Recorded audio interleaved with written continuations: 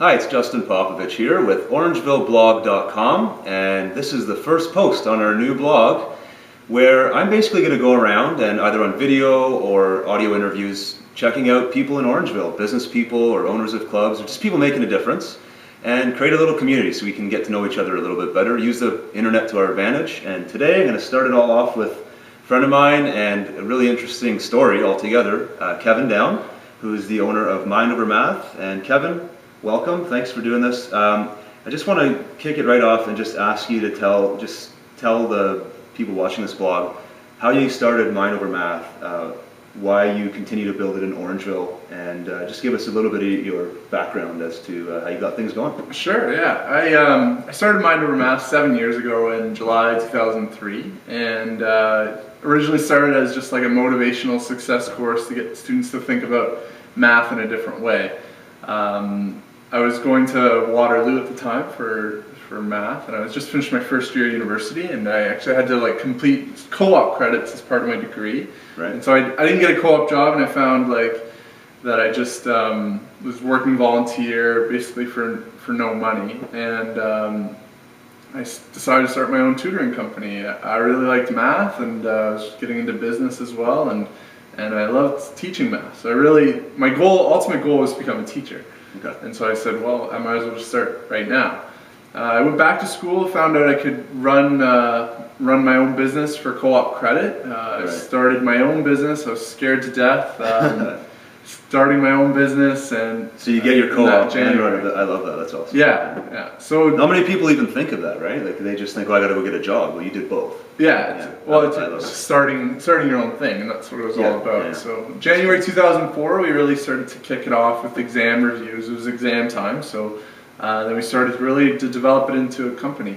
By April 2004, I had been tutoring all these people, and I really needed to, and I was heading back to school for the summer, so I just needed to have somebody to like kind of take it over. Yeah. And so I hired a friend from high school, and she took the clients over, and then that's how it really started. And so as I was in school, I would and how old hire people. How old were you for all this? Like the initial inception of it? I was 19 when I first started the company. That's awesome. I was 20 that first year in 2004. So 19, or somebody just turning 20, already starting a company and hiring out work. No excuse not to do it, right? Yeah. That's awesome. But by my third year at university, I became a co-op employer.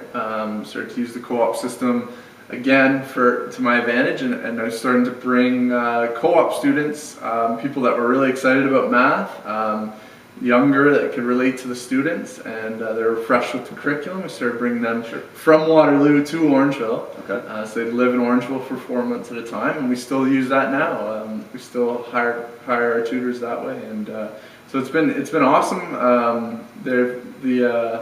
The business has been a lot of fun. It's been around for 7 years now. We've branched out to Waterloo, since we franchised. So yeah. And then we just started one in Barrie last year. So. Awesome. So 3 different locations.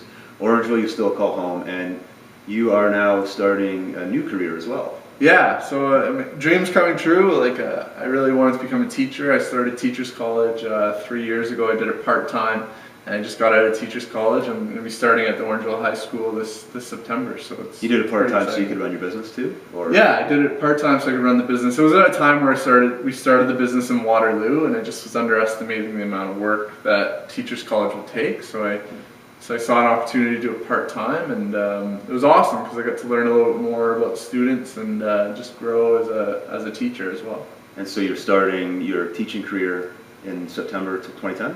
Yeah, September 2010. Here in Orangeville? Yeah, here in Orangeville. Awesome. Yeah. Very cool. So you plan on staying here for a while, obviously? Yeah, Orangeville is my home. It's always been my anniversary's home. coming up? Yeah, 1 year anniversary. When is it? This Sunday. Pressure's on, you gotta remember the date. July 25th. So yeah, it's been 1 year, and Alicia's been with me since we started. January 2004, we started dating. So awesome. So she helped you build the company too. Yeah, she's helped build the company. Very cool. Very cool. So tell me, I know when you and I first started hanging out, we did a couple business ventures together. One of the stories that I loved when you first told me, and I'd like you to tell now, is when you did the student entrepreneur contest. Yes. Is it ACE? It's called. Yeah, it was sponsored by CIBC. It's like a national charitable organization called ACE, Advancing Canadian Entrepreneurship. ACE. Okay. Yeah, they have outlets in universities across Canada, and like you can sign up and learn more about business and do business competitions. But they also, CIBC sponsors through them a Student Entrepreneur of the Year competition. It's for all of Canada. And so when I applied for it, I wasn't really expecting a lot, but found out that I was a Ontario finalist, became Ontario champion, then became Ontario Quebec champion. Wow. So like in central Canada. Did you have to do some, like, did you have to get up in front of a big audience? Yeah, it was an audience of judges. As the rounds got higher, the audience got bigger. There's colleagues in the audience as well. So it was a 20-minute. That's almost more intimidating than speech. The judges, right? Oh yeah. Being in front of your peers, I know that feeling. So I remember I was scared to death. Like it was just like the most nerve-wracking thing. So but I was a national finalist, and that's awesome. Great story too. You can tell that forever. Yeah, it's awesome. We got a lot of publicity from it, and just learned so much from it, and just met so many wonderful people. Nice. So tell us. Let's talk more about you. I know you you live in town here.